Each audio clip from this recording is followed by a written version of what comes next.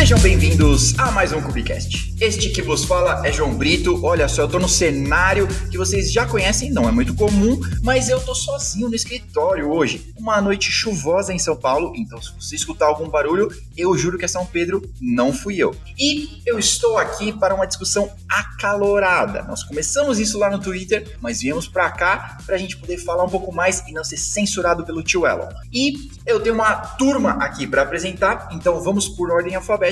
Para começar, Felipe Rocha, por favor, conta pro mundo quem é você. Então, pessoal, sou Felipe Rocha, eu mudei de carreira em 2018 ali, né, finalzinho de 2018 como dev, e aí hoje eu atuo como DevOps para uma empresa de consultoria global, e basicamente eu mexo com cloud e Kubernetes o dia todo, e plataforma é basicamente que eu vivo, apesar de ter começado como DevOps, mas provendo soluções para o time, né, de desenvolvimento. Então é isso. Boa, que da hora. Show. E o nosso próximo participante é o Nicolas. Nicolas Takashi.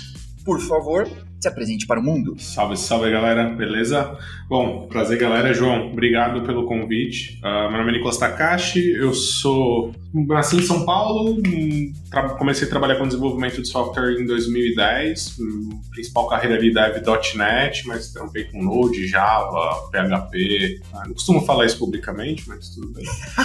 E em 2017 resolvi mudar de áreas, vim morar em Portugal, tô morando em Portugal desde 2017, eu e minha esposa, vim trabalhar com consultoria, e em 2019 me juntei a Farfetch, meio que fiz um switch ali de carreira também, assim como o Felipe, tava cansado de fazer cru, de pegar mensagem, escrever no banco, ler do banco. E eu sempre fui aquele dev que gostava ali um pouco de operação, nuvem, infraestrutura, queria entender como que era o ambiente que minhas aplicações rodavam. E hoje o que eu faço basicamente é Platform Engineering, mas muito focado em Observability, né? Trabalho provendo uma solução de Observability para Farfetch. Nosso dia a dia aí é monitorar um pouco mais de 1.200 serviços, algumas milhares de máquinas e centenas de clusters Kubernetes aí por dia. E basicamente é isso, cara. Basicamente é isso. Kubernetes, Prometheus, Grafana, meu prato do dia. Tá bom. Ô Sérgio, ele falou que começou com .NET e tava falando mal de Linux aqui agora há pouco. Isso aí tá estranho, hein? Nós vamos ter Developer. Começou falando mal de WSL, aí depois falou do Linux. Isso aí vai estar complexo, cara, hein? Não, isso aí tem que ser o Windows Server e SQL Server pra todo mundo. Com isso, né, velho? Isso, usar Visual Studio, cara. Tá bom. Para continuar nosso papo, nossa sessão de apresentações, Rafael Schettino, por favor. Isso aí, gente, beleza? Muito prazer. Primeira vez que eu participo de um podcast. Olha aí, que da hora. Tô estreando aqui Eu tenho aí 18 anos trabalhando com tecnologia, comecei com 13 anos. Com PHP 3, viu, Nicolas? E assim, com WSFTP, né? Lá na época. E aí ele ficou outros 13 anos no PHP 5.6. Não, fiquei mais uns 2, né? Mas assim, eu sempre trabalhei, sempre me interessei, gostei de fazer todas as pontas e trabalhei por muito tempo em startups, então tinha que fazer de tudo. Você tinha que... Num dia eu tava configurando um AD, no outro dia eu tava desenvolvendo um app Android. Boa. Então tinha que fazer de tudo um pouco. E aí eu comecei a minha carreira, eu fui crescendo e acabei tendo que ir para a área de management, porque não encontrava outro caminho. E quando surgiu essa questão de carreira em Y e surgiu desenvolvimento de plataforma, falei, cara, é ali que eu quero estar, é nesse lugar. Eu não sou SRE, digamos assim, eu sou desenvolvedor, mas eu sempre gostei de estar no meio do caminho, implementando soluções horizontais e não uma solução da ponta lá para o consumidor final. Legal. E aí foi isso que me interessou. Estou estudando esse assunto aí faz 1 ano e meio, mais ou menos, né? Comecei um time desse da empresa que eu estava anteriormente, que chama Minu, e aí agora sou novato no Mercado Livre, mas lá eu sou novato, estou aprendendo tudo ainda, e não falo em nome deles, estou aqui falando em meu nome e minhas opiniões. Boa, que da hora. Show, tá bom. Olha aí, continuando nossas apresentações, Ricardo Castro, por favor, Conta pra gente. Viva pessoal, antes de mais, muito obrigado pelo convite, é um prazer estar aqui com vocês. Esta é das coisas que eu mais adoro na nossa era de tecnologia, tipo estar aqui a bater umas bolas, falar. Já repararam, o meu sotaque é ligeiramente diferente, portanto eu sou português. Já tive o prazer de trabalhar muito de perto com o Nicolas, aqui num desafio anterior. Comecei a minha carreira em desenvolvimento normal, lá está, a fazer aqueles crudos, normal, fazer um website, fazer uma API. Por uma questão de necessidade comecei a ter mais roles operacionais, ou seja, começar a estar mais no era Ops, depois começou-se a chamar DevOps. Hoje em dia trabalho mais focado em SRE e trabalho como Principal Engineer na Blip/FanDuel, que é uma empresa que fazemos apostas, principalmente no mercado americano e canadiano. E pronto, e hoje estamos aqui para discutir toda esta questão da Platform Engineering e vai ser um gosto. Que da hora. Muito bem-vindo. E Sérgio Soares, olha, aqui tá com uma bela camiseta, reparem na bela camiseta que ele tá utilizando, hein? Sérgio, seja bem-vindo. Opa, pessoal, tudo bem? Sérgio aqui. Obrigado, João. Pô, galera reunida aqui é muito divertido. Falando um pouco de mim, comecei na área desde pequeno, mexendo no computador. Então, desde criança, ali, molequinho, já pedia CD do Ubuntu ali, na época que a Canonical enviava pra gente. Então, pô, CD do Ubuntu 10... incrível, tenho, acho que guardado ali no armário. Então, assim, é uma história com o Linux desde pequeno. Então, isso me favoreceu muita coisa de estudo, conhecer, por exemplo, guia do hardware, conhecer várias coisas, várias distros, Kurumin, Mandriva. Então, assim, coisa nova, coisa recente, coisa moderna, né? Cara, tem uma turma hoje que não sabe o que é CD. Pois é. Daí você tira. E esse interesse por Linux me fez me interessar um pouco por programação, então sempre foi a área que eu fui focando e estudando, né? Então, ali profissionalmente, terminando a faculdade, comecei a trabalhar como desenvolvedor também. E aqui uma tendência bem interessante é que eu também comecei a trabalhar com Java e com PHP. Então, aí PHP eu percebo que é uma linguagem que tá aí no nosso meio, todo mundo já brincou, todo mundo já subiu. Então, desenvolvi PHP um bom tempo pro varejo e também resolvi fazer um shift de carreira ali, principalmente pela galera ali do DevOps Days. Então, eu participei de um DevOps Days que para mim foi decisivo, que foi o DevOps Days ali de 2019. Então, depois desse DevOps Days de 2019 ali, um mês depois eu já estava em outra empresa como Cloud Engineer, trabalhando com nuvem, trabalhando com a AWS, dentro de um cenário maior, né, que era o mercado financeiro já. Então, assim, essa experiência foi muito boa. Depois desse processo, passei aí a me interessar muito mais pela automação, por Kubernetes, por operações, e acabei saindo aí dessa governança de cloud e fui para SRE, né? E aí, que é o que eu trabalho até hoje, ajudando tanto o time de desenvolvimento a deployar, a tornar mais resilientes serviços, a pensar melhor soluções, a imaginar cenários de caos, cenários de desastre, e por assim dizer, né? E eterno interessado aí em infraestrutura como código, infraestrutura efêmera, todos os assuntos que a gente tem aí de infra que são considerados aí boas práticas e que a gente mais gosta. Né? Que da hora. Olha aí o DevOps Days, que talvez é de longe o evento mais da hora que a gente tem na comunidade, né? É muito legal, a gente tem muitos aqui no Brasil, tá? Se você não conhece, acessa lá. Vou deixar um link aqui, tá? Em algum canto. Por falar em link, eu também vou deixar link para vocês do perfil de cada um dos participantes aqui, para vocês poderem adicionar, mandar mensagem, não mandar mensagem de hate, só vale aplauso e amor, tá? Se você discorda, não tem problema, fica com a sua discordância. Brincadeira, também é bem-vindo, tá? Então, agora com vocês também, participando com a gente, André Ferreira, por favor, conte para o mundo quem é você. Meu nome é André, como você já disse, tenho 29 anos, sou do interiorzinho de Minas, bem a cidade de Ponte Nova aqui. Trabalho na área de TI desde os 16, 17 anos, como menino que instalava internet, e hoje estou aí como SRE/DevOps, e essa discussão muito grande pra gente. Da hora. E aí, o menino da internet a gente nunca deixa de ser, né? Sempre tem uma impressora, sempre tem uma mãe com um Facebook, sempre tem. O primo para construir aplicativo, sempre tem. Tem uma ideia genial aqui, você é o cara certo para me ajudar. Você faz que eu te dou uma parte. Um disclaimer, então, editor, coloca uma música de tenebrosa aqui agora. Disclaimer, olha só, pessoal, todas essas opiniões aqui são pessoais, tá bom? São opiniões do nosso CPF, tá? Ninguém aqui tá representando ninguém, a gente tá só falando um pouco sobre o assunto, E o nosso assunto de hoje é Plataforma Engineer. E eu quero começar com uma pergunta que é a mesma que a gente fez de DevOps há poucos anos atrás. Plataforma Engineer é cargo ou é uma solução ou é um setor?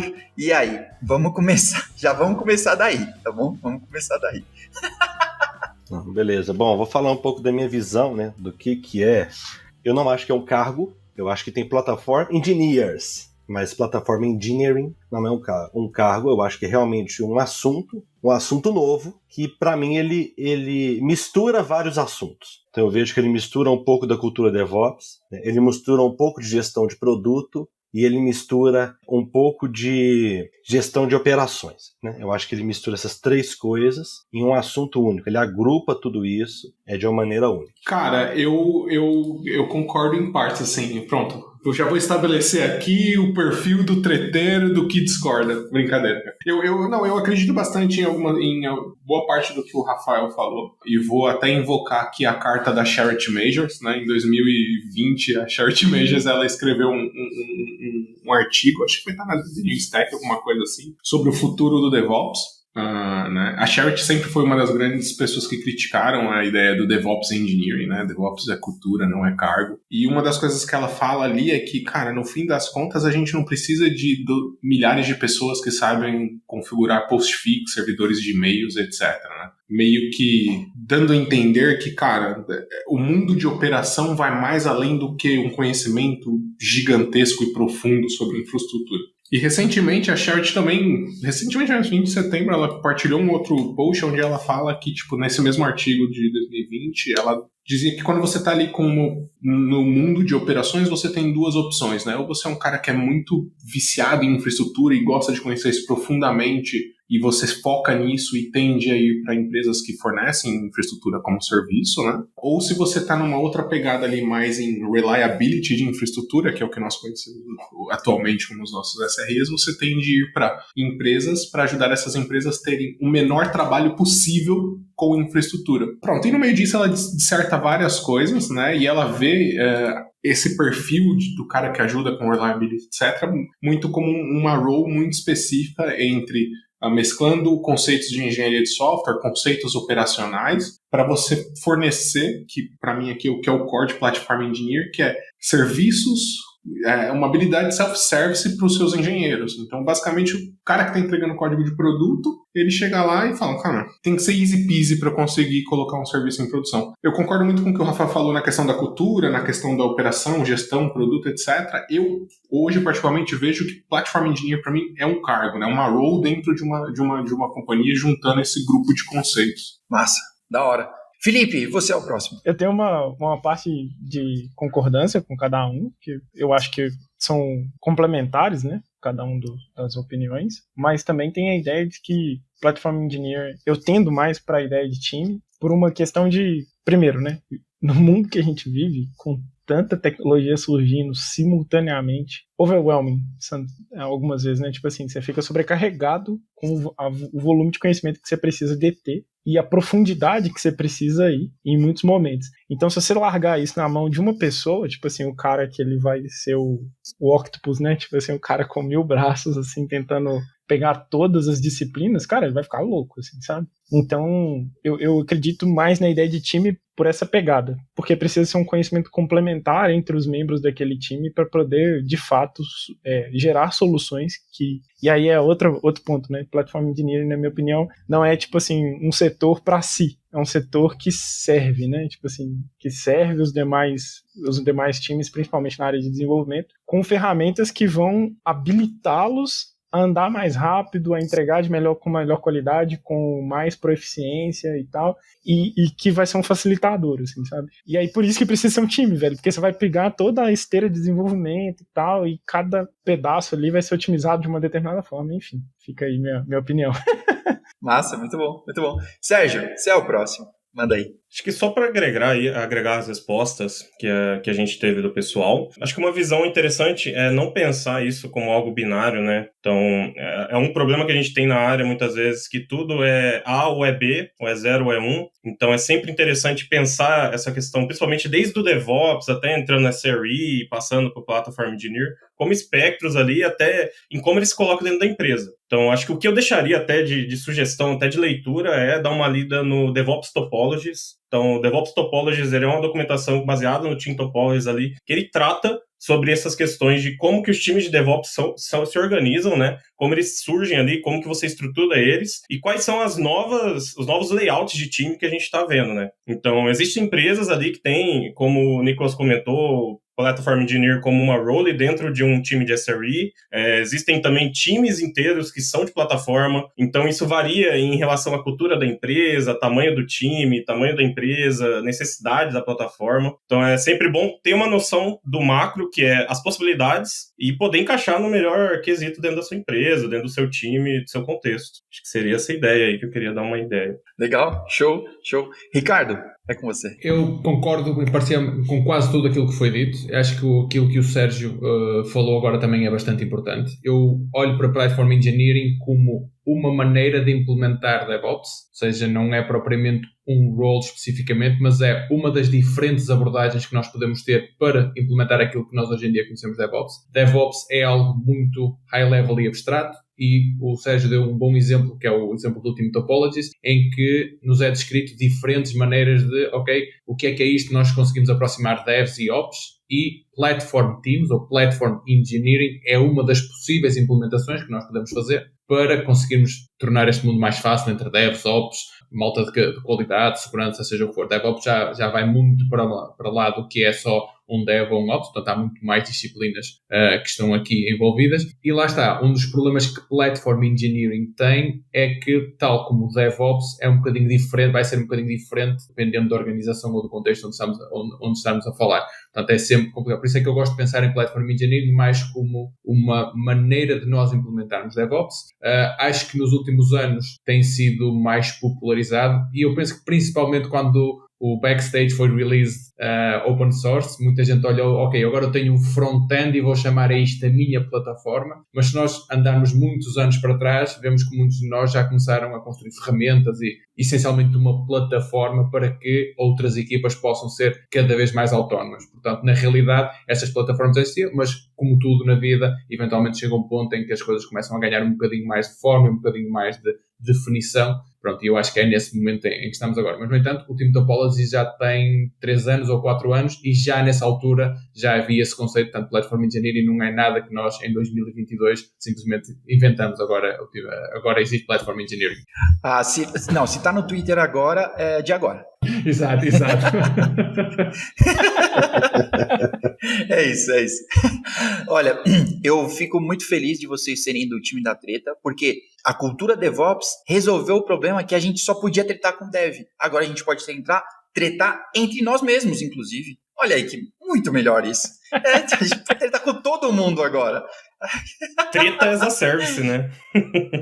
Então, continuando aqui nosso papo, aparentemente, e eu penso assim como o Ricardo, que Platform Engineer já existia. A gente já estava criando plataformas, né? Inclusive, tem um episódio do Cubicast que eu entrevisto o Bruno Rocha e a gente fala do Creditas, que é a CLI que eles criaram lá dentro da Creditas para fazer deploy, né? Para tornar as coisas fáceis. Eu entrevistei a galera do Tsuru, então algumas plataformas aí. Isso já existia e a gente sempre acaba fazendo. A minha pergunta, que parece que quando eu escuto o Sérgio falar sobre você adaptar para a realidade da sua empresa, e aí eu acho que vem bastante do amor de todo mundo ao Backstage, é que plataforma é muito legal. Teu tweet, se eu não me engano, esse tweet é do Kelsey Hightower. Plataforma é muito legal, desde que eu mesmo construa a minha. E aí, o que vocês acham sobre isso? Porque eu não sei, né? Tem o drama da Tostines aqui, né? Tipo, todo mundo tem que construir sua própria plataforma, porque não tem uma plataforma, ou não tem uma plataforma que sirva para todo mundo, porque todo mundo constrói a sua própria. E aí? Me ajudem nesse drama. Um ponto que eu vejo é que o Backstage, ele é mais popular, né? Então, e agora ele está crescendo e todo mundo talvez tenha começado a construir a sua, porque não conhecia ele, ou ele não existia, ou não era popular. Só que eu vejo, às vezes, um pouco de over-engineering na construção. Eu recentemente comecei um time de plataforma, e, cara, a primeira plataforma a gente chamava de TVP, que é um conceito que o pessoal de Platform Engineering falou, que é o Tiniest Viable Platform, que é a plataforma mais fina possível, digamos assim. E a primeira plataforma foi documentação no Notion. Foi a primeira. Por quê? Tinha um cluster Kubernetes rodando, tinha observabilidade rodando, um tanto de coisa, mas ninguém sabia usar. Então assim, o primeiro passo foi, cara, tá aqui, ó. Vamos começar. Documentação para as pessoas usarem as coisas que eu já percebi muito. E instalando ferramenta. Ah, você tem o Grafana, tem o Kiali, tem aquela outra. Ninguém sabe usar, mas tem aquele tanto de ferramenta. Então, para mim, ela tem que ser muito gradativa e ela tem que responder muito ao que está acontecendo na empresa. A necessidade que os times realmente têm, né? Porque, por exemplo, eu posso chegar e fazer, vou implantar o Backstage e chegar com um canhão. E às vezes o problema das pessoas é que elas não sabem conectar no cluster. Então assim, e aí eu tô lá colocando Backstage porque que às vezes eu tenho um time de 10 pessoas, tô querendo fazer plataforma. Então assim, aquela coisa, se o Google faz, se o Facebook faz, você não precisa fazer. Então é observar o porte que você tá e construir a menor plataforma viável para o seu negócio, né? E ela pode ser em etapas, né? Ela não precisa ser, de repente tem um portal que você faz tudo. Show, da hora. Cara, sim, concordo muito com o que o Rafael falou. Eu ainda adicionaria duas coisas aqui. Acho que, tipo, tentando tirar a questão da role, do cargo, do time, etc., do termo platform da vida. Acho que o teu trabalho como um profissional que implementa a cultura DevOps é facilitar a vida das pessoas. Então, assim, a vida do cara já é fácil, a vida da pessoa já é fácil. Se eu posso tornar mais fácil ainda, vamos tornar. Tipo, acho que o ponto aqui da implementação da cultura de DevOps e de todas essas vertentes que a gente vê aí hoje em dia, SRE, Platform Engineering, etc., é deixar as pessoas focarem no que é importante para elas. Então, se o cara é um desenvolvedor, uma desenvolvedora, quer que o foco dele é entregar produto, uma API de catálogo de produto da empresa onde ele trabalha, da e-commerce ele trabalha, cara, facilita a vida dele no máximo para ele não precisar se preocupar o que corre no deployment dele, se aquilo é Jenkins, se aquilo é Circle CI, se ele faz deployment em Kubernetes, se é OpenShift, se é Azure, se é AWS, ele não precisa se preocupar com isso. Ele pode se ele quiser. Isso é uma das coisas que a gente prega muito e eu gosto muito aqui, que é as pessoas elas têm escolhas. Dentro de empresas você vai ter sempre aquela pessoa que gosta de entender tudo que está por debaixo do capô e ele quer entender, quando ele faz git push, aquela action que faz trigger daquilo e daquilo, ele quer entender cada nuance. Mas você também vai ter aquela pessoa que eu não quero. O meu trabalho é disponibilizar a melhor API de pesquisa de produto para o e-commerce da minha empresa. E eu quero focar estritamente nisso. O segundo ponto, e eu noto muito que as pessoas fizeram isso, e pelo que o Ricardo e o Rafael falou também, depois nasceu o Backstage e agora tem uma plataforma. Cara, Platform Engineering, você não precisa ter uma UI para você entregar uma plataforma. O Backstage ele vem resolver um problema e, na minha visão, um problema muito nichado, muito nicho, porque quando você chega numa necessidade de você precisar ter um Backstage, provavelmente você já tem centenas de serviços, centenas de dependências, uma infraestrutura gigantesca onde você precisa de um catálogo de serviço. É um mundo que, na maioria dos cenários, diria que talvez 80%, 90% dos cenários que nós temos hoje em dia, você não precisa de um Backstage e você consegue mesmo assim aplicar conceitos de DevOps, aplicar conceitos de Platform Engineering para você atingir aquele supra-sumo do self-service para o dev. Quero um serviço, quero fazer deployment de um novo serviço. Ele preenche meia dúzia de linha YAML, JSON, linguagem que ele quiser, git push e a magia acontece. Então, acho que muito nessa linha, assim, né? Tipo, fornecer autonomia, fornecer abstração para que gere valor. Uma coisa que eu gosto de associar muito de um tempo para cá, depois que eu mudei muito para esse mundo eu já tinha essa ideia, muitos anos trabalhando em consultoria, e tudo em consultoria é valor hora, né? Você está muito apegado ao valor hora, mas depois que você está ali na questão, que eu comecei a trabalhar mais com parte de métricas, às vezes começar a entender que recurso computacional custa, que tempo de build custa, que developer experience impacta em retorno financeiro para a empresa, você começa a entender que horas de engenharia é algo precioso. Então, se a build que você tem do seu repositório demora 50 minutos, é aí que você tem que focar muito para poder melhorar a experiência de quem está entregando software, porque se tu diminuir isso de 50 para 10, quer dizer que ele pode fazer mais builds por dia, quer dizer que ele vai entregar mais rápido e para a empresa melhor. Então, adicionando aqui, né, ao comentário dos colegas, o que eu vejo muito em plataforma engineering é a necessidade de fazer integração. O Backstage, beleza, que pode ser uma ferramenta fantástica e tal, né, que veio e abraçou muito, mas ele, na minha opinião, não existe one to rule them all, né? Igual o Lord of the Rings, sabe? Acho que todo mundo tem sei lá, um pool de ferramentas que foi escolhido ali conjuntamente ou pela arquitetura empresarial e que tá em diferentes momentos de maturidade no seu uso, etc. E o time de DevOps, ele vem e, geralmente, né, ferramenta a pipeline, o ciclo de desenvolvimento de uma maneira que, para ele, como é cargo dele fazer isso, tá tudo certo. Mas pro dev, que tem que ser, tipo, puta especialista em Java, puta especialista em Python, alguma coisa do tipo, ficar se dedicando a aprender todo esse ferramental que, se ele vai da empresa A para a empresa B, muda, e aí ele tem que reaprender tudo.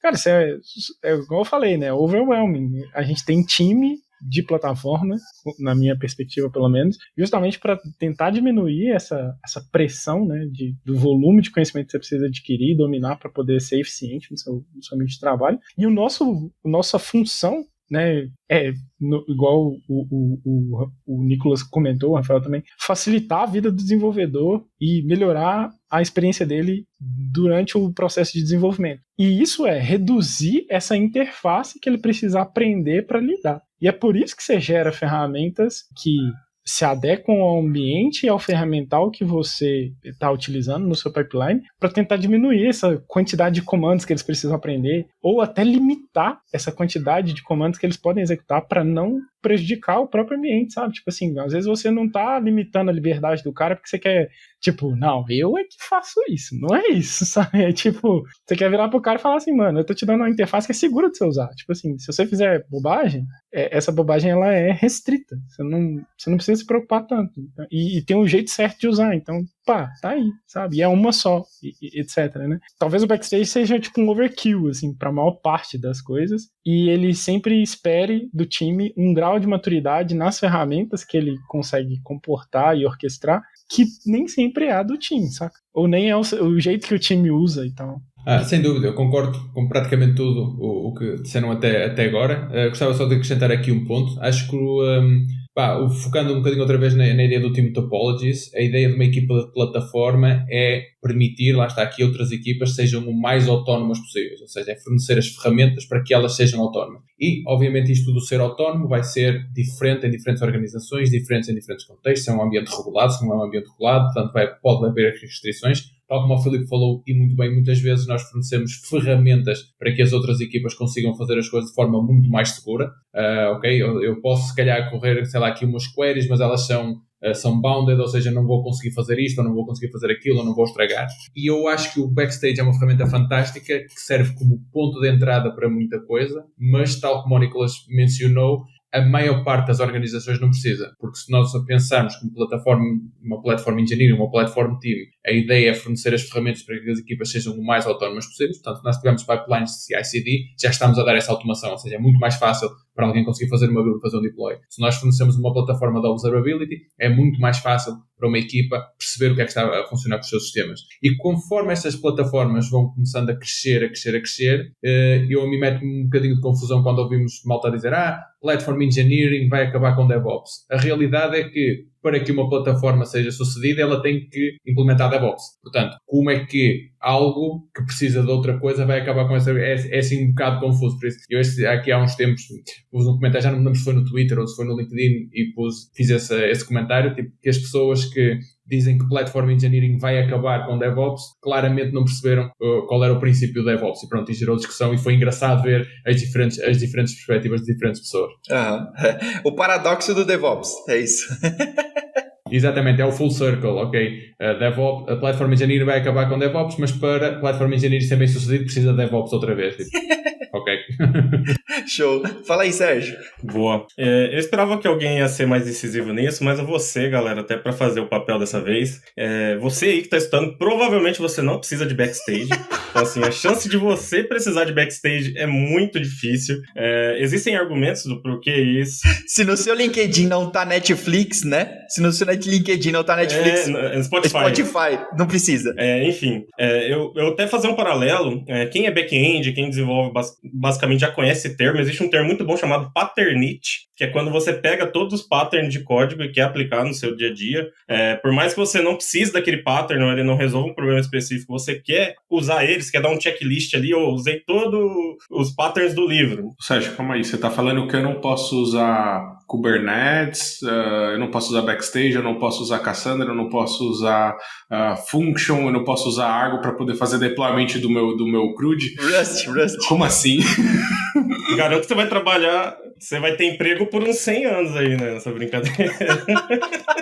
E aí a gente desenvolveu um pouco do nosso lado aqui, na parte de operações, o tooling NIT, eu não sei nem qual que seria o nome, o neologismo que a gente usaria para isso, né? Então a gente olha um tooling de mercado aí, eu posso falar qualquer um, seja parte de GitOps, seja a parte de Kubernetes, seja a parte de infra cloud. Então a gente sempre quer agregar, só que realmente a gente precisa analisar.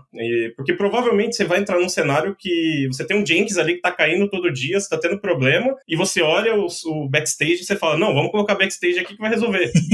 Ou seja, você está adicionando uma camada que necessariamente ela não está agregando para o seu problema principal. Às vezes já tem um problema anterior, o que provavelmente vai acontecer é que você vai ter 2 problemas no fim do dia, né? Então, existe o mau uso ali das ferramentas que você tem. Então, tem como fazer o bom uso do Jenkins? Tem como fazer bom uso aí, CircleCI, Azure DevOps.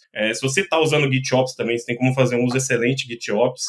Só que existe também essa necessidade de analisar e entender se você não está resolvendo o problema errado, né? Então, acho que eu levantaria principalmente essa bola, porque importar a abstração de outras empresas, no caso aí do Backstage para o cenário do Spotify lá, e que várias empresas estão se adequando, ela pode não necessariamente dar fit no seu caso. Então, às vezes você tem um cenário que tem on-premises, você tem um cenário ali que tem muita máquina estática, você tem um Windows Server, você tem às vezes o cluster Kubernetes com 2 deployments rodando e você quer colocar um Backstage, que hoje, se você olhar na comunidade, os plugins deles, a maior parte são feitos para Kubernetes. Então, assim, você não vai ter um fit de ferramenta e de stack com isso. Então, essa análise, ela é muito importante, é sempre interessante conhecer. Fora que, se você está ali implementando infraestrutura na sua empresa, você tem Ansible, tem Terraform, e isso ainda não está engajado, não está maduro, quando você precisar ali pegar um plugin do Backstage, codar alguma coisa, fazer uma integração nova que não existe, sei lá, integrar o Backstage no AD para você controlar os grupos do AD via inventário no Backstage, ou seja,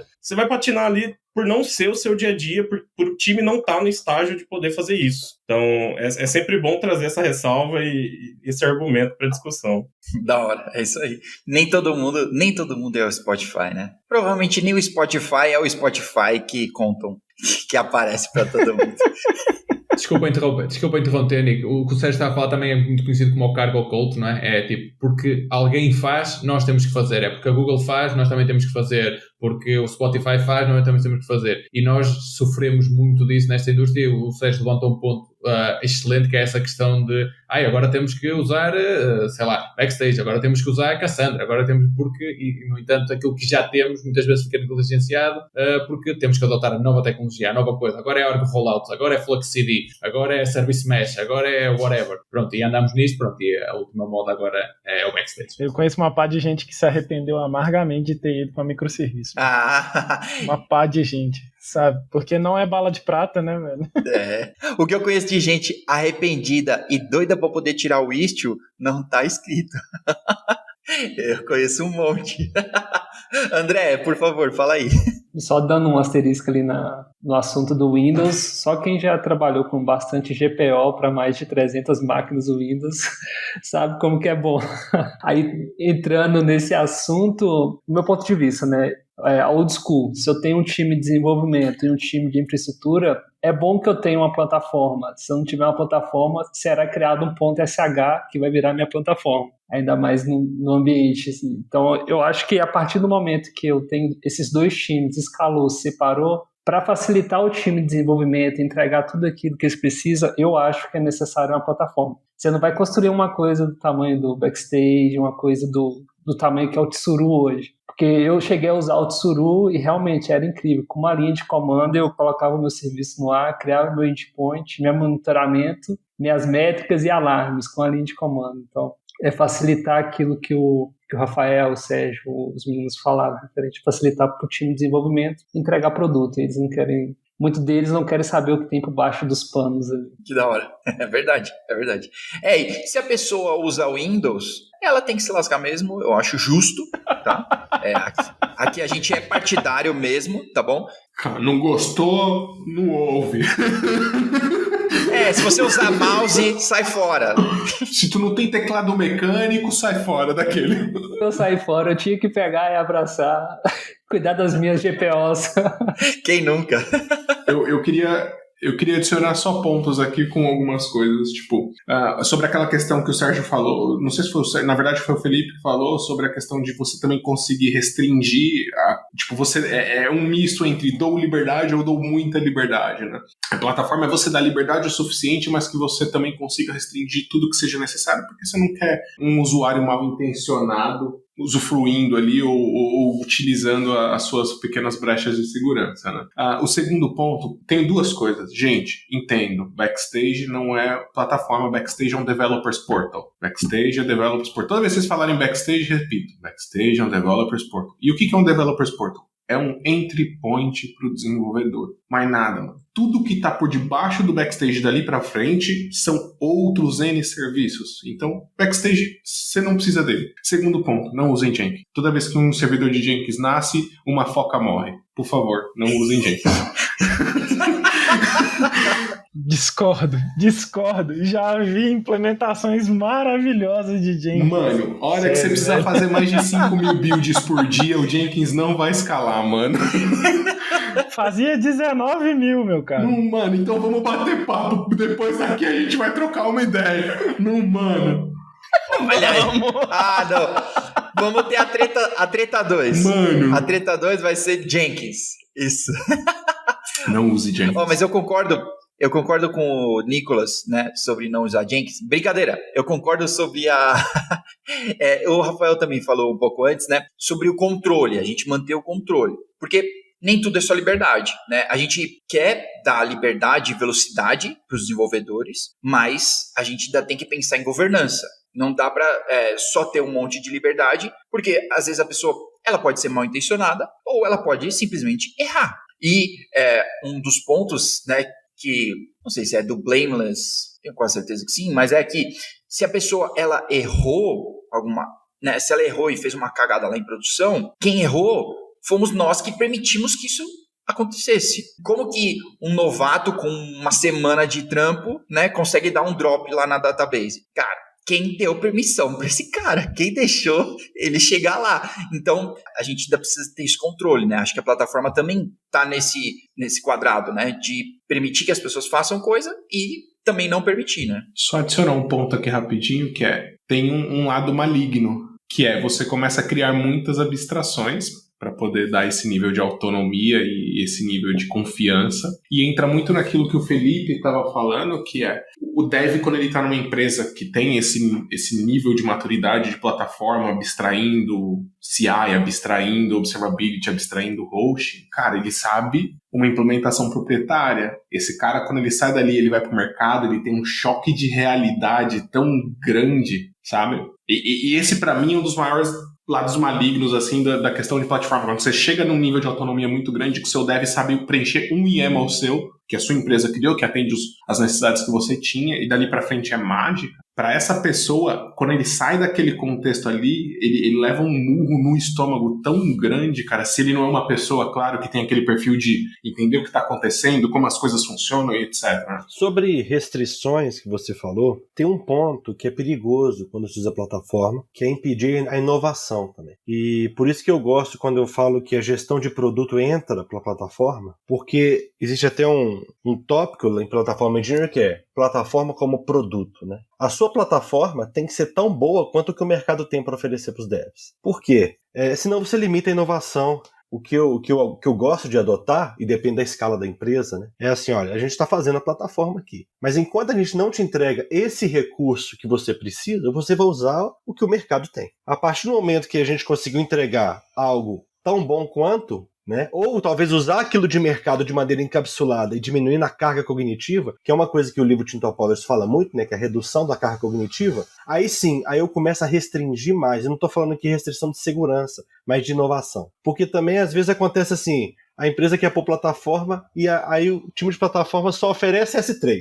Só oferece, encapsulou o S3 e oferece. Aí o cara fala assim, pô, cara, eu preciso de métricas. Ah, cara, não tem métrica, então você vai ficar esperando até o dia que tiver métrica. Não, você não pode, cara. Não tem uma forma de oferecer métrica, deixa o cara usar o que ele sabe até o dia que você, enquanto plataforma, conseguir oferecer esse novo serviço no seu catálogo. Então ela é incremental. E tem que ter essa liberdade para que os times também possam trabalhar e se envolver para trazer para o time de plataforma isso. Porque senão fica um time um grupo ali dos poderosos, né? Tipo assim, só eles podem fazer qualquer coisa, não aceita opinião, não deixa a gente opinar, não deixa a gente participar, e aí ninguém depois compra a sua plataforma, né? Porque você vai ter que fazer uma venda interna para que os devs usem, para que os times usem. E a gente voltou a ter a chave do reino, né? Era o que o sysadmin tinha antigamente, né? E a gente voltou a pegar essa chave, né? Tipo, não, só eu escolho, né? E aí, se só eu escolho, vai ser Jenkins, né? Eu não tenho problema de ter a chave do reino, desde que ela esteja na minha mão, na boa.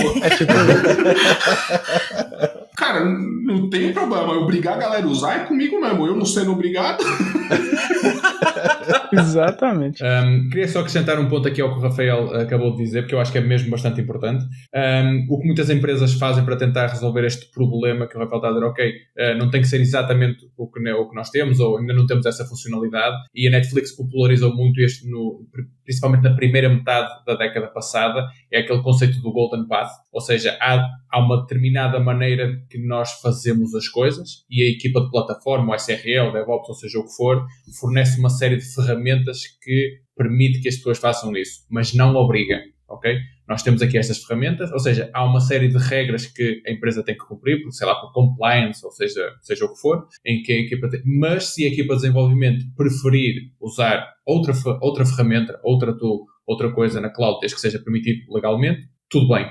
E a função da equipa da plataforma é tornar as coisas de tal forma fáceis que nem sequer passa pela cabeça de outra equipa dizer, ok, porque é que eu hei de ir agora ao mercado buscar outra ferramenta que faz exatamente aquilo que a equipa de plataforma, pronto. É um bocadinho essa a missão da equipa de plataforma, ou seja, obviamente que há a parte do convencer, de ter que falar com as pessoas, perceber os problemas, mas depois também muita parte do convencer é realmente dar tanto valor que eu, como back-end engineer, ou seja o que for, olho e digo, ok, eu já sei que tenho que cumprir este requisito, e se eu usar estas ferramentas, se eu usar esta plataforma, estou livre, tipo, está tudo, ou a grande parte está resolvido por mim. Portanto, também passa um bocadinho por aí, por esse conceito dos Golden Path, e que temos que ter CI/CD, e que temos que ter Health Endpoints, porque a nossa plataforma de orquestração monitoriza, blá, blá, blá, e isso e automaticamente faz deploy na plataforma que a empresa me dá, então eu tenho monitoring automaticamente by default. Portanto, é tornar as coisas tão fáceis que faz sentido usar a plataforma e só acrescentar onde realmente a plataforma não se pode. Mas tem uma questão nisso que você tinha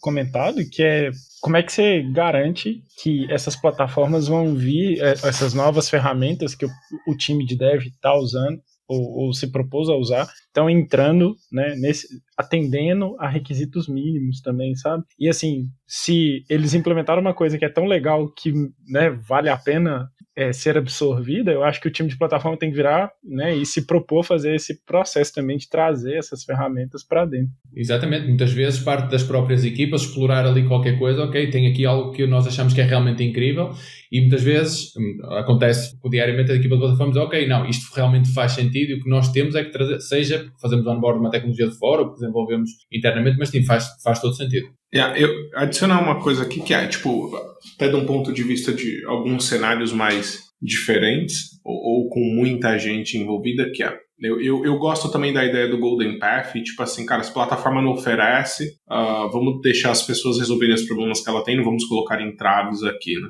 Uma coisa que é muito importante aqui é garantir que a escolha que está sendo feita é uma escolha consciente, é uma escolha que está alinhada com as estratégias da empresa, é uma escolha que está alinhada com a cultura da empresa, porque assim, num ambiente onde você tem 20, 30, 40 devs, 100 devs, cara, você vai ter, se tu não tem plataforma ainda, você vai ver várias ferramentas de CI, várias ferramentas de observability, várias ferramentas de deployment. Quando você começa a chegar num cenário que você tem 1.000, 1.200, 1.300, 1.500 pessoas escrevendo código, cara, você não pode ter 300 ferramentas de CI. Você precisa começar a estandarizar as coisas.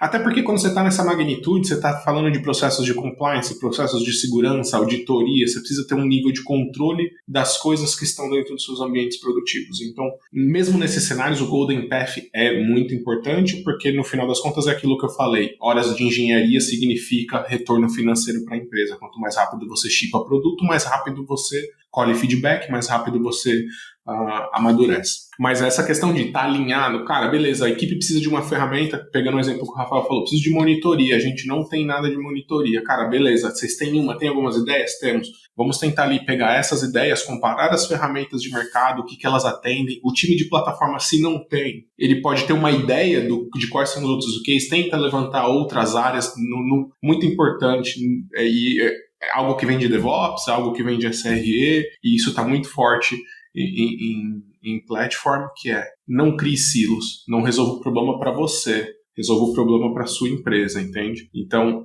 é muito isso. Então, cara, a gente tem Datadog, New Relic, Honeycomb, cara, quais são os pontos fortes e fracos de cada um? São esses. Pô, temos soluções open source, compara isso e aí você traz para cima da mesa com um problema que vai resolver, com uma solução para resolver o problema daquela equipe e amanhã ou depois vai resolver o problema da corporação como um todo, né? A gente tem que tomar muito cuidado com essa questão da liberdade não é libertinagem, né? Aqui em Portugal tem uma expressão que eu adoro, que é o à vontade não é à vontadinha. Eu ouvi uma expressão esses dias que é assim, inovação não é improviso. É isso. Então assim, fazer assim, seguir processos bem feitos de aquisição, de escolha, mas não deixar os times pararem porque eu não tenho, você não vai fazer até eu ter, vai demorar 6 meses, põe na fila da TI, né? Isso é a coisa que as pessoas de negócio sabem fazer, é burlar a fila da TI. Tipo assim, se não vai estar na fila da TI, ela vai arrumar outra coisa, ela vai botar na fila do Excel, ela vai entregar, né? Então, assim... Não, um ponto que eu queria estender até para trazer cenários novos, e isso é mais uma reflexão, principalmente nesse cenário que você tem mais de 1.000 pessoas na empresa, um departamento de IT crescendo bastante aí, atingindo 2.000 pessoas, mais às vezes de 1.000 devs. Então, nessa situação, você começa a ter que segregar muito seus times de operações, né? Então, às vezes, você tem times de operações alocados em diretorias, e aí a forma que a hierarquia da empresa estabelece, e você tem o desafio de, se esse time que está deslocado, às vezes, do time de operações central, ele começar a criar suas próprias abstrações, o turnover do time de SRE, DevOps, que seja, que está ali, pode afetar muito o trabalho da empresa como um todo. Então, às vezes, você tem ali um time de SRE, que é de uma squad só, ele vai lá, usa o Circle CI, e enquanto o resto da empresa toda está usando Jenkins, por exemplo, e em algum momento esse time de SRE, as pessoas começam a sair, mudam de time, mudam de empresa, e você começa a ter um stack que só aquele time era especialista, só aquele time tinha conhecimento, e daqui para frente, alguém do time central vai ter que assumir essa responsabilidade e passar a entender aquele universo. Então aí você começa a criar uma carga muito pesada nos seus outros times de SRE, ou você tira alguém que estava num time que já tem o processo padronizado e coloca nesse time, e aí aquela pessoa começa a se sentir insatisfeita. Por quê? Porque ela estava numa equipe que tinha já um processo estabelecido, e ela saiu daquela equipe e foi para uma equipe que está usando outro processo, que não tem documentação, que provavelmente também tem vários problemas ali que não foram resolvidos porque era uma coisa muito específica daquela equipe. Então, existe essa situação, então é algo a se pensar de em que ponto vale você passar a ter micro plataformas ou micro abstrações específicas.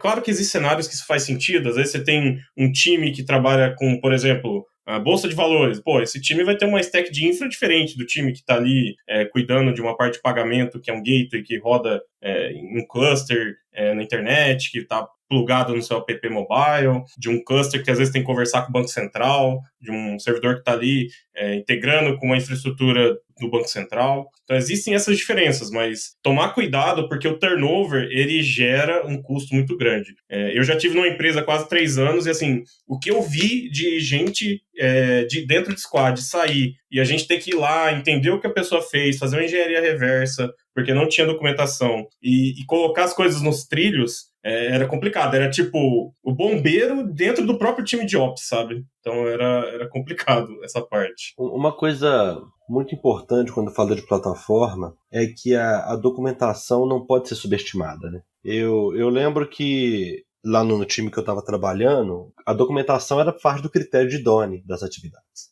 Então o time de plataforma vai colocar alguma coisa para fazer, não está entregue enquanto não tem documentação e ela foi validada por alguém que não está no time, né? Alguém entendeu a documentação, porque também não é só escrever e ninguém entender, né? E é um esforço e quase ninguém gosta de escrever, né? Mas é uma dívida, eu falo até que é uma dívida técnica não ter documentação, porque lá na frente ela vai voltar, ela vai te assombrar, né? Já que vocês todos hoje estão trabalhando com plataforma ou estão ligados a isso de alguma forma, eu gostaria de dicas, talvez 3 ou 4 pontos aí, se você fosse construir sua plataforma dos sonhos ou fosse dar dicas sobre sua própria experiência. Então, pode ser a plataforma dos sonhos, 3 ou 4 pontos aí que você, tipo, cara, eu teria isso, né? Sei lá, Jenkins, Backstage, essas coisas. Ou... Sacanagem, mano. Ou então... Vou pegar na ferida. Ou então, se você já passou por algum processo, né? Se você já tá nisso, alguns detalhes, olha, tipo, não use Jenkins, use WSL2 e algumas coisas do tipo que você vai sair muito melhor. Cara, não usem Jenkins, tudo no Azure e de preferência vendor lock-in. Vendor lock-in. Patrocinado pelo Azure. Valeu. Tá ganhando por fora, com certeza. Tá ganhando. Eu sou Azure fã também, hein? Eu daria algumas dicas, cara. Primeiro, facilite a vida das pessoas que usam. Esse tem que ser o seu foco principal. Vou tirar todas aquelas outras questões de reliability, availability, blá blá blá. Acho que isso aí é arroz com feijão. Quando a gente tá falando de construir uma plataforma, isso daí já faz parte do seu dia a dia, não é algo que você tem que ficar sendo relembrado, sabe? Mas Dev Experience, cara. Foquem muito em Dev Experience. Segundo dica que eu daria, Open Standards. Acredito muito que se você está num momento que você está construindo uma plataforma, por menor que ela seja, você quer que a sua empresa consiga se locomover para a direita, para a esquerda, para cima e para baixo, sem estar agarrada a um vendor. Isso é crucial para o negócio. Cara, então se você está usando Datadog, cara, OpenTelemetry, cara, usa Open Standards, Prometheus, tenta fazer as suas frameworks de instrumentação, tenta tirar partido de auto-instrumentation, tipo, OpenTelemetry para tudo. Você vai usar uma ferramenta de GitOps, cara, vê qual é o standard da indústria, constrói alguma coisa sobre Open Standards. A plataforma ela tem que ser agnóstica, hoje é Argo,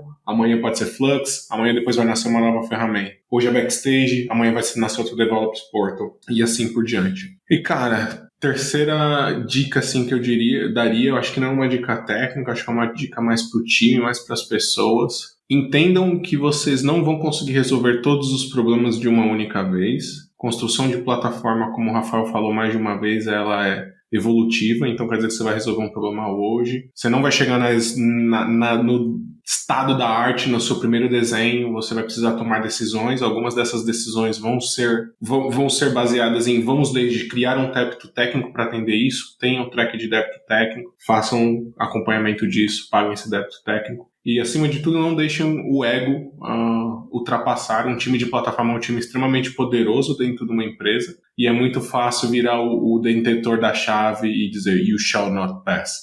Não sejam essa pessoa, sabe? Entendam o problema das pessoas. No começo do cast, eu não lembro quem foi que falou, se foi o Rafael, se foi o Sérgio ou se foi o Felipe, mas você, quando está trabalhando num time de plataforma, numa área de plataforma, chama como você quiser, você está na posição de servir. Então, a sua responsabilidade, o seu desafio, o seu dever é servir as outras pessoas. Então, escute mais e fale menos. Seu cliente, né? É diretamente o time de desenvolvimento. Cara, Dog Food, cara, o Ricardo falou uma vez, quando o Ricardo nós trabalhamos junto, o Ricardo vinha muito com essa premissa de, cara, se dói pra mim, dói pra eles. Eu tenho que usar o mesmo processo que os meus clientes usam. Se eu faço deployment, se eles fazem deployment desse jeito, eu vou fazer deployment desse jeito. Porque se dói pra mim, tem que doer pra eles. Ou ao contrário, né? Sim, eu gosto muito dessa de que o Nico falou e gosto de praticar no dia a dia. E eu acho que há um exemplo muito famoso, muito conhecido, que é o Azure DevOps. O Azure DevOps durante muitos anos existiu e toda a gente se queixava dele. E um dia a equipa que desenvolve o Azure DevOps começou a usar o Azure DevOps para desenvolver o Azure DevOps. E de repente o Azure DevOps começou a melhorar substancialmente. Porquê? Porque eles começaram a ter os mesmos problemas que toda a gente tinha. E começaram a resolver os problemas também deles. Ok, lá está. É mau para mim. É mau para os meus clientes, para os meus utilizadores. Portanto, se nós sofrermos as mesmas dores, vamos compreender quais são os problemas dos nossos clientes. Portanto, se as minhas equipas usam Kubernetes ou usam Jenkins ou seja o que for, e eu também uso, portanto, se eles têm um problema, eu também tenho.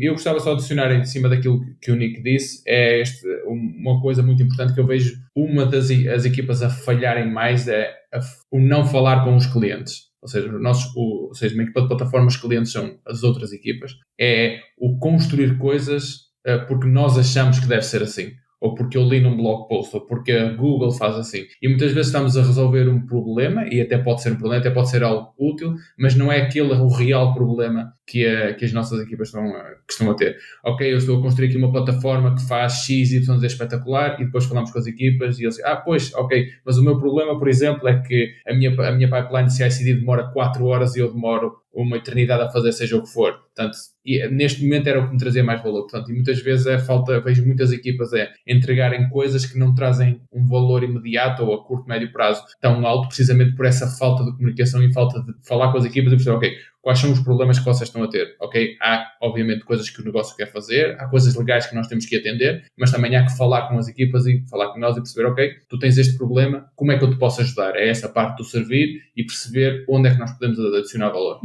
Top. Muito bom. Fala aí, Rafael.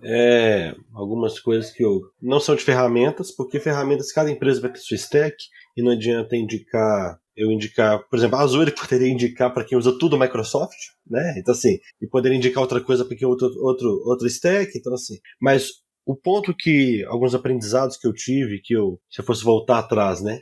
Eu falar ali comigo mesmo, primeiro deles goste e tenta entender de gestão de produto, porque uma das coisas mais difíceis é definir prioridade, é estabelecer quais vão ser os release trains do seu time de plataforma e se aquilo está realmente gerando resultado para alguém. Então, a gestão de produto séria, ela acaba com o seu ego, porque você vai ter que validar com as pessoas a priorização das coisas, você vai ter que decidir em conjunto.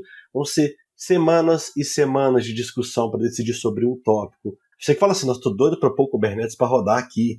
Mas tem várias pessoas envolvidas, você vai ter que pôr pra discutir, vai pôr na mesa, vai chamar as pessoas de desenvolvimento, vai chamar as pessoas de security, vai chamar as pessoas de operação, né? E aí vem um outro gancho que é, tudo que você colocar no ar, você vai ter que operar depois. Então, escolha bem, porque muitas vezes o arrependimento ele custa muito caro. Não é só assim, nó, que pena, deu ruim, né? É muito dinheiro, a troca de alguma ferramenta é muito cara. Padrões abertos, quando for possível, é muito bom. Eu concordo completamente comigo, né? Quando for possível, tiver ferramental maduro de aquele determinado padrão. Eu passei por uma situação que foi um belo dia, o Cicocial aumentou 10 vezes o preço. Falou assim, olha, a partir de dia tal, vamos passar de X dólares para 10 vezes X dólares. Não pode pagar, sinto muito. Então, isso daí coloca a gente me senti sendo sequestrado, né? Falei, putz, cara. E tinha que correr às pressas para poder trocar de ferramenta às pressas. Quando não tiver uma opção aberta, eu até digo, então tenha duas. Não tem uma opção aberta? Beleza, coloca uma e coloca uma outra, pelo menos em piloto, pelo menos como alternativa para você virar uma flag. Assim, cara, não tem padrão aberto para isso aqui, vou ter 2 vendors e vou virar flag quando eu puder. Eu até botava algo bem polêmico aí. Se você não tem padrão aberto, abstraia e cria o seu padrão, né? Mas são esses os pontos aí que eu queria trazer. E não subestimar a gestão de produto, não subestimar o tanto que você vai ter que negociar, que discutir, que levar. Porque se for para decidir tudo sozinho, ninguém vai adotar a sua plataforma, essa é a verdade. Olha lá a plataforma, Rafael, valeu, Rafael, muito bonita, mas deixa a gente usar o que a gente já tá usando. Pode que. Cara, já tive dos dois lados do game, assim, pontos que o pessoal já trouxe aqui. O primeiro deles é a documentação. Sem documentação, sua plataforma não vai sair do seu laptop, infelizmente. E a segunda é entender que a sua plataforma é um produto. Se o seu produto não tem adoção, ele morre. Então, é entender lá com o dev o real problema que você está querendo resolver. Foi o que alguém já pontuou aqui. E entender que você não é herói sozinho, né? Não existe um herói sozinho, tem toda uma equipe por trás. E um ponto que eu achei muito importante em uma das que eu trabalhei é inner-source, as pessoas poderem contribuir para a sua plataforma dentro da empresa. Esse ponto eu achei extremamente importante. Eu acho que pode contribuir muito, e aqueles cards que estão no backlogs e as pessoas dos outros times poderem pegar e poder contribuir na sua plataforma é extremamente importante. Cara, isso que o André falou é tão legal, velho. Tipo assim, eu participei de uma empresa multinacional enorme, tipo assim, mais de 400 mil pessoas. No setor de TI tinha 40 mil pessoas. Então, é enorme mesmo essa empresa. E ela tinha uma iniciativa de inner source junto com o time de plataforma tão legal, cara. Funcionava muito no esquema de open source, com os workstreams, etc. Sabe? As chamadas semanais de planejamento, revisão de backlog, etc. E a galera de plataforma, por mais que tinham especialistas, era uma galera que fazia a curadoria das contribuições e o direcionamento, sabe? Que é bem a pegada de open source mesmo, que tem uma galera bizarra de boa que só conduz o restante da galera que tá contribuindo e tal, né? E que favorece pra caramba justamente essa ideia da colaboratividade e tal. E eu acho que o ponto principal dessa ideia dentro do time de plataforma, essa ideia de inner source, né? É que você, primeiro, não precisa tomar todas as decisões sozinhos, logo você não tem que ser aquele detentor de todo o conhecimento, de todas as ferramentas que estão sendo lançadas, e aí você dilui um pouco aquela necessidade de você estar sempre super atualizado com tudo que está saindo, o que pode ser um belo de um peso para o time, né, e uma pretensão até, digamos. E você faz com que a inércia que toda corporação tem, que foi o principal benefício que eu vi lá, pelo menos, ele seja diluído também, sabe? Porque, por exemplo, se eu sou uma pessoa que tem um conhecimento de todo o ferramental de plataforma bizarro, assim, e aí eu sei tudo, velho. Posso fazer o que eu quiser, tipo assim, eu sou super poderoso, digamos assim. Se eu tiver numa organização de 400 mil pessoas, que era o caso, por exemplo, eu sou uma pessoa tentando imputar uma aceleração ou uma mudança de direção numa massa de 400 mil pessoas, cara. Tipo assim, a energia que eu ia ter que despender para poder fazer essa alteração é absurdo, conceito de inércia mesmo, né? Agora, se você tem 2.000, 40 mil pessoas contribuindo com um conjunto de ferramentas, né, e tal, putz, já não é mais a mesma quantidade de energia individual de cada um para poder fazer esse direcionamento. E time de plataforma é sobre isso, velho, é sobre essa curadoria do conhecimento em prol de algo que sirva melhor os seus devs e que faça com que sua empresa caminhe numa velocidade superior, melhor, com mais qualidade, etc, sabe? Tipo assim, e aí fazendo um somatório do que todo mundo falou, tipo assim, iniciativa open source é um must have. Se você tá só com o vendor, cara, você tá gerando um lock-in zoado, sabe? É super complicado. Tipo assim, por que a galera usa o Kubernetes? Porque o Kubernetes tem todas as clouds. Então dane-se qual a cloud que eu vou rodar, sabe? E se eu quiser trazer pra causa de volta, eu trago, certo? Então, tipo, não tem... acho que é meio por aí, assim. Pô, extrapolei, né? Vai lá. Muito bom. Não, falou bem de Kubernetes, pode continuar falando. Agora, tentou defender o Windows, aqui a gente corta, tá? Pô, defender o Jenkins dá, então, né? No Kubernetes. Jenkins pode, então, lógico. Beleza. Lógico. Olha o Nicolas chateado. Fala aí, Sérgio. Opa. Eu vou evitar entrar pensando já na plataforma ideal, entrar nas sopa de letrinhas da parte técnica. A galera que me conhece sabe que eu adoro inventar arquitetura maluca e ficar discutindo sobre possibilidades, né? Então é bem divertido, acho que é uma das coisas mais divertidas. Obviamente que eu tento fazer isso no meu horário fora do trabalho, eu não fico inventando muita moda no trabalho, porque a gente tem que entregar valor e a ideia é outra dentro do dia a dia profissional, né? Mas uma ideia que eu gosto de trazer mais pragmático nesse sentido de plataforma, e aí eu vou fazer uma referência, principalmente a uma palestra que eu assisti. Foi incrível para mim, me ajudou muito a abrir minha cabeça em como compartimentar a parte de infraestrutura e seus conceitos.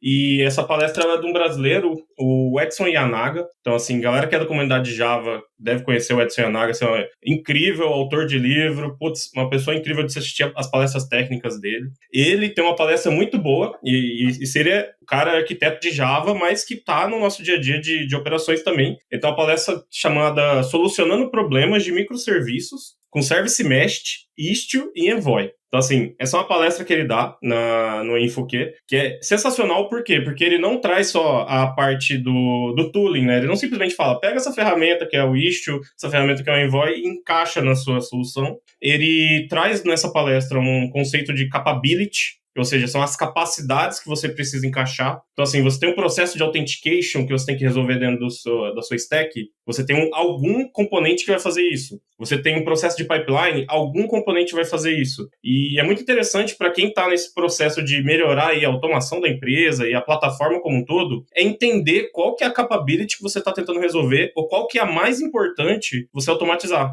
Será que é mais importante, de fato, você criar um IDP, né, que é o Internal Development Portal, como backstage, ou é melhor você deixar o seu build mais rápido? Ou é melhor você ter que o dev não, a cada deploy que ele quer fazer em ambiente de stage, ele tem que chamar um SRE para aprovar, ele tem que chamar um SRE para liberar espaço no disco, no Kubernetes, para liberar algum máquina EC2. Então, assim, entender quais são as capabilities que você precisa encaixar. Então, isso é importante. Então, essa palestra traz isso daí, pensar em capabilities.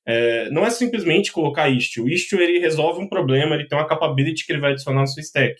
Kong é um API Gateway que pode rodar no seu cluster também. Quais são as capabilities que ele resolve? Então, você ter noção de quais são até as capabilities que você tem hoje. Beleza. Qual que é o seu processo de authentication? Você está dependendo só do Kubernetes, você tem API Gateway, isso está satisfeito? Beleza. E acho que a segunda fase nesse processo é você começar a entender, se você desligar o computador num dia, o que mais você vai ser chamado pelo seu time de dev? Porque eu acho que essa parte da plataforma, ela emergiu mais ainda. Se a gente lembrar bem, alguns anos atrás, o Dev e UX estava em alta, né? Então, a gente se falava aí, há uns 2, 3 anos atrás, muito sobre Dev e UX. E aí, do ano passado para cá, a plataforma Engineer cresceu mais ainda. Então, é consolidar aquele conceito de Dev e UX para dentro do dia a dia. E entender onde você está sendo a trava é o mais importante. Justamente, às vezes, parar e olhar qual que é o maior número de Slack privado que você recebe no dia a dia pedindo algum tapa em infraestrutura. Então, às vezes, você não precisa ser seu IDP portal ali, você simplesmente precisa parar de fazer 15 chamados que estão por baixo dos panos, porque a galera te pinga,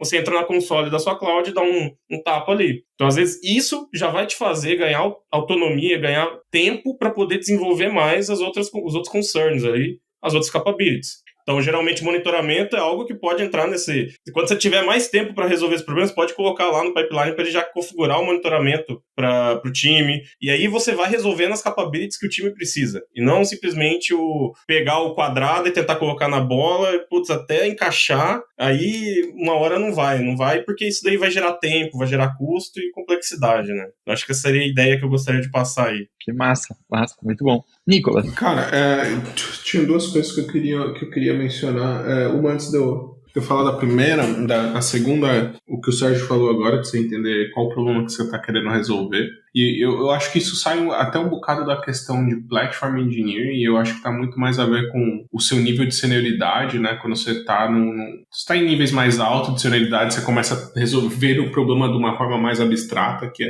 Sérgio falou, imagina que você precisa resolver a autenticação, cara. A autenticação é o seu problema. Como você vai implementar isso? Se você vai implementar usando tecnologia A, B, C, D, F, é só o detalhe, né? Eu costumo falar muito nos times onde eu trabalho, tecnologia é o meio, não é o fim.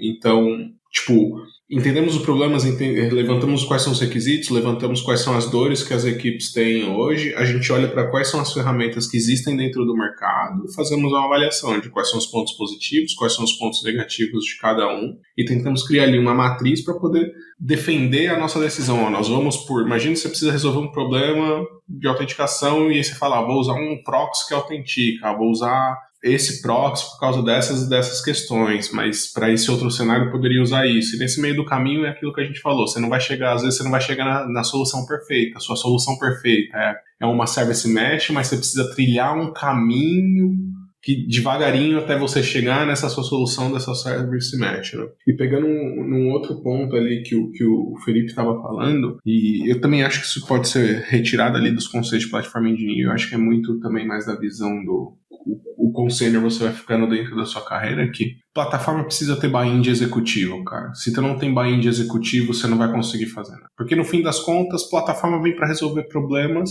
que é para aumentar a produtividade de engenharia de produto da empresa. Então, se você não tem um VP, se você não tem um C-Level, você não tem um diretor fazendo buy-in e ele entendendo matematicamente o quanto que aquilo vai ter de retorno, vai virar uma monte de sopinha de letrinha, de tecnologia, de Kubernetes, Terraforms, de clouds, etc. Plataforma tem que ter buy-in de executivo. é um must-have, eu diria. E um outro ponto que o Felipe também colocou, e eu posso até partilhar de experiências próprias hoje, a gente tem muito meetings que são abertas para outras áreas, outros times, não só dentro do nosso cluster ali, da nossa squad, como vocês preferirem chamar, mas para outras pessoas dentro da empresa. Então, olha, toda quinta-feira nós temos uma reunião, estamos nessa sala a discutir determinados tópicos. Nós temos uma página onde as pessoas vão colocando esses tópicos e a gente vai discutindo isso. Então, chega um cara de SEC e fala, olha, a gente identificou uma necessidade de fazer scan de CVE dentro de Kubernetes. Precisamos resolver esse problema. Cara, beleza, o time ali de plataforma que está cuidando de hosting e tal, levanta quais são os requisitos, a gente começa a fazer um brainstorm ali e vem trazendo muito isso.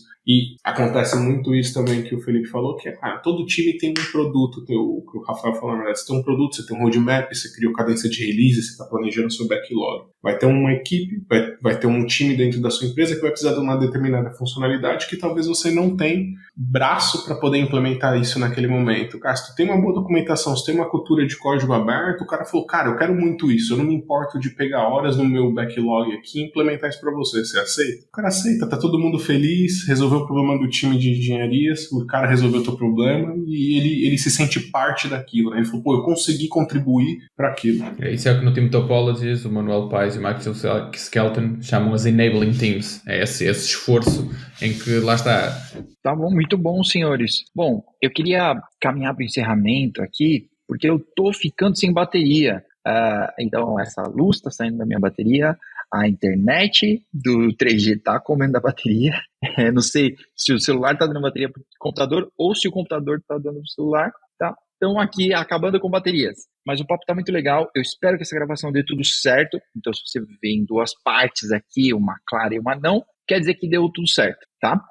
Espero que sim. Vamos caminhar para o nosso final. E aí eu queria dar a chance de vocês poderem compartilhar aí suas últimas palavras desse episódio. Fiquem à vontade, a chance de vocês deixarem para a posteridade. Bom, agradecer pelo convite, fiquei muito feliz de participar, conheci várias pessoas aqui que eu só conheci pelo avatar do Twitter.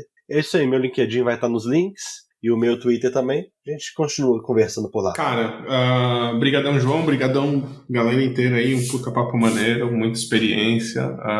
Eu acho que essa é a parte, acho que aqui a parte mais legal disso tudo é que mesmo nós concordando em vários assuntos, nós também temos nossas diferenças de opinião e eu aqui tá um desabafo, eu sinto um pouco de falta disso às vezes nas discussões por texto, a galera é muito imparcial e costuma não respeitar muito isso. Eu acho que esses ambientes eles são saudáveis. Aprendi um monte de coisa aqui hoje e eu acredito muito no aprendizado por troca, por esses ambientes. Cara, minhas redes sociais também vão estar aí, LinkedIn, Twitter, pode me seguir lá, a gente troca uma ideia. E se quiserem depois continuar esse papo desligado, offline, tomando um café, tô mais do que disponível. Eu adoro ficar trocando ideia sobre tecnologia, trocar experiência ali sobre, putz, tô com um problema tal, o que você acha disso? A gente... Estou mais do que disponível e, mais uma vez, obrigadão, galera. Vou aproveitar as palavras do Nick, antes que acabe a bateria. Faço minhas as palavras do Nick, também vão ter os meus links, estejam à vontade, mandem mensagem, estou com problemas, querem discutir, eu adoro essas coisas, realmente é como o Nick, nós ganhamos tanto e aprendemos tanto com esta troca de informações. Eu hoje, lá está, ouvi uma série de perspectivas diferentes, ideias diferentes, desafios diferentes, como é que nós podemos lidar com isto, como é que podemos lidar com aquilo. Portanto, para mim foi super enriquecedor, gostei muito e... continuaremos esta conversa offline ou noutra discussão no outro dia. Bom, vou aproveitar então também, primeiro agradecer a todos, né, pela oportunidade de participar dessa conversa com vocês. A maioria deles, do pessoal, eu nem conhecia, então foi um prazer enorme, principalmente ouvir a opinião da galera e aprendi vários paranauês aqui que eu ainda não conhecia, algumas ferramentas interessantes que eu vou estudar com mais detalhe, inclusive. Mas principalmente, obrigado, João, pelo convite, por me dar essa oportunidade de participar do podcast de você, que é sensacional, de verdade. Já venho acompanhando já tem um tempo e é bem massa. E acho que o principal, né, que fica dessa conversa cara, tá tudo bem discordar, desde que o respeito permaneça, né, velho? Boa. Tá tudo certo, né? Todo mundo cresce quando a gente discorda. Desde que você não use Windows nem Jenkins, tá tudo bem. Exatamente. Tem um limite pra sempre discordar. Tem um porém, né? O constraint não use Jenkins, não use Windows, tá certo. Vou refletir sobre isso. Mas é isso, galera. Obrigado aí, mais uma vez. Pô, queria agradecer muito o João aí por reunir essa galera, pô, muito bom. Pessoal que a gente discute ali direto no Twitter, assuntos técnicos, a parte de carreira, coisas do dia a dia até que a gente acaba falando ali, reunir esse pessoal, ver as opiniões, ver a visão de cada um da área, né? E é muito bom. Uma coisa que a gente trabalha ali 8, 10 horas por dia e trocar conhecimento disso, do que a gente mais faz no nosso dia a dia, às vezes até mais do que a nossa própria família, que a gente acaba nem participando tanto. O trabalho é muito importante para as nossas vidas e ter pessoas que trocam conhecimento disso é essencial, é muito bom. E eu queria agradecer também essa parte do plataforma do Jenkins, né? Eu acho que essa piada do Jenkins não vai envelhecer mal, ela vai sempre estar aí, vai manter nossos dias. Acredito que isso vai ser o ideal. E quem quiser trocar ideia aí sobre automação, discussão aí, Azure DevOps, Kubernetes, o Nicolas, a gente conversa bastante ali no Twitter, às vezes causa polêmica mesmo, principalmente parte de Argo CD, Flux, essa parte de GitOps, Operator no Kubernetes, são assuntos que, eu sou mega interessado, cross-plane, então o espaço tá aberto lá, galera, pode chamar no Twitter, manda no feed mesmo, puxa a galera, traz pra discussão, que a comunidade já vai enriquecendo muito com tudo isso. Legal, isso aí. Boa. E para acabar? Não, beleza. Só gostaria de agradecer pelo convite, cara. Só mestre aqui. Eu sou fã de carteirinha do Kubecast. Escutei todos mais de uma vez, com certeza. Valeu. E meus contatos estão aqui. Foi muito bom estar aqui batendo papo com vocês. Também canal aberto pra gente trocar uma ideia e discutir, faz a gente crescer, cara. Se todo mundo ficar com um pensamento igual todo dia ali, não acrescenta nada, não. Pode crer. Que da hora. Bom, pessoal, muito obrigado pela perseverança para a gente gravar esse episódio. Muito obrigado para você que nos ouviu até aqui. Eu espero que dê tudo certo e que esse episódio seja muito legal para vocês, tá? Mandem feedback para a gente, comenta ou chama lá no Twitter, fala mal do Jenkins com a gente e a gente fica todo mundo feliz. Beleza? A gente se vê na próxima. Um abraço. Até mais. Tchau.